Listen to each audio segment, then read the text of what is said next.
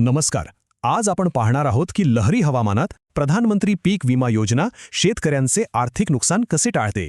विचार करा, एका एकर सोयाबीनसाठी 20,000 रुपये खर्च केले आणि मुसळधार पावसात पीठ वाहून गेले. भरपाई कोण देणार? इथेच प्रधानमंत्री पीक विमा योजना कामी येते.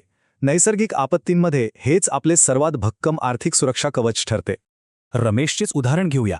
त्याने 2 एकर सोयाबीन लागवडीसाठी स्वतःच्या खिशातून तब्बल 40,000 रुपये खर्च केले होते.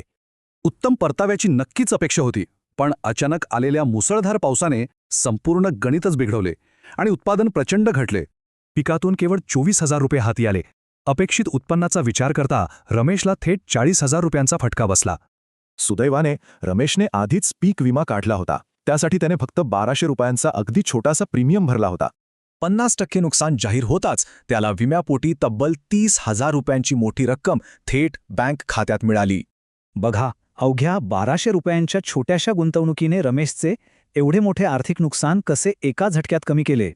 अर्थात यात काही अडचणी नक्कीच आहेत. अनेकदा पंचनामे वेळेवर होत नाहीत, पैसे रखडतात किंवा क्लेम नाकारले जातात. म्हणूनच 3 चुका टाळायलाच हव्यात. उशिरा नोंदणी टाळा, बँक तपशील अचूक भरा आणि नुकसानीची त्वरित पूर्वकल्पना नक्की द्या. यासाठी अर्ज करणे अगदी सोपे आहे. पीक कर्जातून आपोआप CSC केंद्रात जाऊन किंवा थेट ऑनलाईन पोर्टलवरूनही नोंदणी शक्य आहे.